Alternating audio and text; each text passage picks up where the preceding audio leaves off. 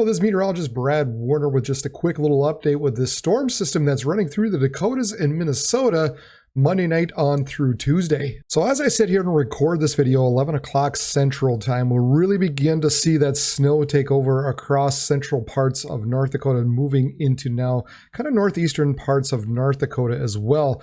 The other thing to note is this strong cold front. We have the northerly winds, and look at some of these wind gusts ramping up, 40, 47 miles per hour across southwestern parts of North Dakota. And of course, that wind is going to spread east. And as it kind of funnels down, as it funnels down across the Red River Valley in through this region, we get that funneling effect, we get that wind tunnel effect. And so some of those winds will increase as we get into the early parts of Tuesday morning. So expect some winds, some blowing and drifting snow with some gusts of 40 to maybe even 45 miles per hour at times. So we're just going to zoom in on each state and kind of quickly step through it. Here you can see the time frame that we're looking at. So we're going to start at midnight Monday night, early Tuesday morning. You can see where that rain and snow line begin to move across parts of North Dakota. As we get to that 3 a.m. time frame, the snow really begins to pick up across the James River Valley region and spreading into Grand Forks. By the time we get to 6 a.m., that heavy to moderate snow, probably more so moderate snow, but nevertheless, some decent snows across Fargo and up through Hillsborough and Grand Forks, perhaps stretching down into Jamestown, perhaps still by the time we get to 6 a.m. And this is about the time when the winds really get cranking out of the north-northwest by that 6 a.m. time frame. So we're really looking at reduced visibilities and just overall bad road conditions across eastern parts of North Dakota and northwest Minnesota. Now by 8 to 9 a.m., most of the heavier or the moderate snow at least begins to move on out of the region. We've got the back edge of the snow now beginning to move out of the central part of the state. And once we get to about noon, that back edge of the overall snow kind of reaches that Red River Valley area. And then as we get into the afternoon, the snow kind of slowly slides on off to the east. We're going to just step through some of these wind gusts as predicted by one of the models here. Again, kind of the stronger winds down here. And actually this model already is underdone compared to what's already happening out there. As we just saw a little bit earlier, we're seeing 40 to 45 mile per hour winds. And this model is not really picking that up, and really none of the models are for that matter. So with that in mind, as we look at some of these wind gusts as we get into the 6 a.m. time frame, they're looking at 37, 38, even 39 miles per hour. So let's add at least probably about 5 more miles per hour onto that. So that's where we're looking to the potential at least of seeing some 45 mile per hour winds as we get to that 6 a.m. time frame.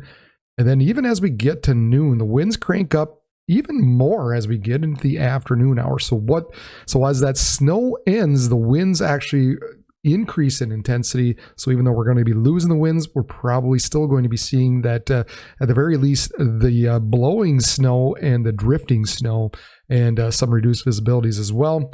And it's really not until we get into the evening and overnight hours, Tuesday night and into Wednesday, before those winds diminish.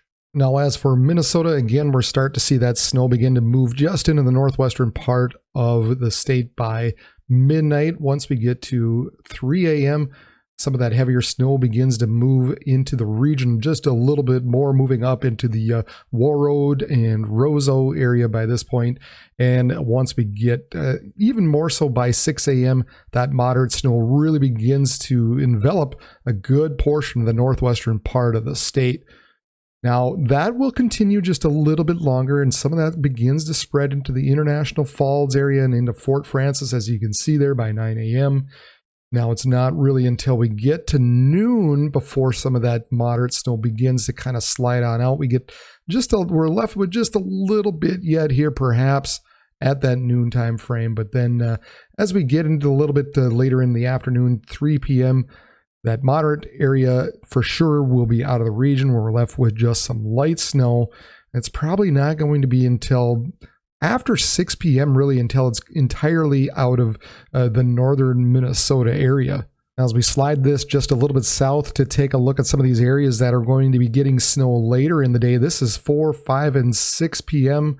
on Tuesday. You can see snow showers kind of move across the Twin Cities and Mankato area, perhaps pick up a little bit more between 7, 8, and 9 p.m., kind of between the Minneapolis and Rochester area.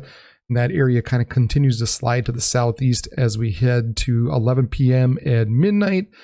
And after midnight, Tuesday night, early Wednesday morning, most of that snow will move out of the southeastern part of Minnesota. So wind-wise, by 6 a.m., we're looking at, again, 40-45 miles per hour across northwestern parts of Minnesota. Once we get to 9 a.m., those winds begin to spread just a little bit further east, but ultimately it's going to be this area in through here that's going to be the main concern, because that's where at least the best chance for snow is going to be. That's where the strongest winds will be. Ultimately, that's going to be the worst problem area through the morning hours on Tuesday.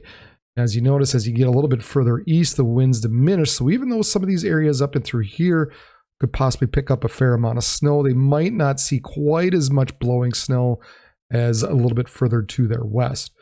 Now by noon, again, those winds try to spread just a little bit east, but we're looking 25-30 miles per hour. For sure, some drifting snow. More than likely, it's going to be causing some hazardous travel, but at least you're not going to be seeing the visibilities drop to near zero, like as could be possible across the Red River Valley. And then as we get to 6 p.m., and 9 p.m. again, those winds kind of hanging on across much of Minnesota. As you kind of look a little bit further south at this point, where some of that snow is going to be falling across southeastern parts of the state, we're looking at 35, 40 mile per hour, perhaps even 45 miles per hour, but I think that's going to be pushing it. So while some of these snow showers moving across the southeast, that could also reduce the visibility.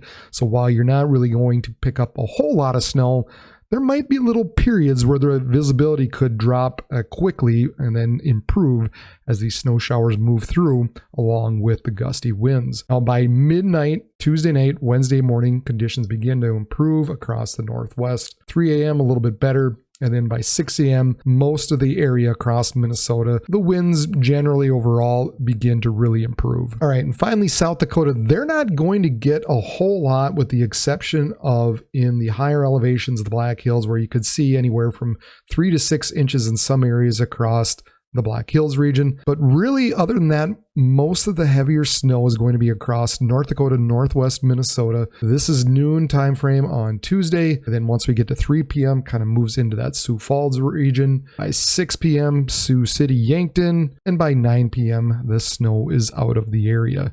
So with that said, again, we're still looking at 35, maybe 40 mile per hour wind gusts as some of these snow showers move through. So while we're not really expecting it to be real heavy in nature, kind of like southeastern parts of Minnesota, you might get little bursts where the visibility will reduce. So you're just going to have to keep that in mind, because as you get these little snow showers move through with the potential of 40, maybe even 45 mile per hour winds, that will be enough to reduce the visibility significantly, at least for a short little while, as some of those snow showers pass. Now, once we get to about noontime on Tuesday and get to 3 p.m. on Tuesday, those winds begin to improve from west to east. 6 p.m., 9 p.m., and midnight, we're left with some 30 mile per hour winds across eastern parts of South Dakota. But by that point, the snow has well been over by this point, and I don't think there's really going to be a whole lot to be blowing and drifting around. All right, and the latest accumulation map, really not much has changed from what I had last night. The only thing is I just reduced down this area a little bit, and I just said 1 to 2 inches, and I pulled it back out of the Sioux Falls area. I think I had a little bit closer to Sioux Falls in that region, but and then the only other area is just to take out the snow across northwestern parts of North Dakota. But otherwise, everything is really pretty close to what I had last night. You're going to have to add this area across the Black Hills, where we could see, again, the 3 to 6 inch mark. I guess I didn't put that in there, so sorry about that. But other than that, really, the map hasn't changed. And finally, here's the latest warnings and advisory up in the pink area from essentially the east central part of North Dakota up into the northwestern parts of Minnesota. We've got that winter storm warning there in the pink. And then the areas in the purple, we're looking at a winter weather advisory through the day on Tuesday. So there you go. For most people, by the time you wake up Tuesday morning, the damage will already be taking place across most of the area. The only exception might be into that north central and northeastern parts of Minnesota, when that snow is just going to be getting going by that point there. And then as the morning goes on and into the early parts of the afternoon, more than likely the road conditions will diminish across that region. So obviously there's going to be the potential for some delayed schools. I know there are some already. So make sure you wake up, take a look at what's going on, see if there's any delays out there. Hopefully some of you kiddos get the day off. We'll see how things develop by Tuesday morning. All right, everybody, that's what I've got for you with this little storm update for Region Weather Live. I'm meteorologist Brad Winter. Everybody, have a good day.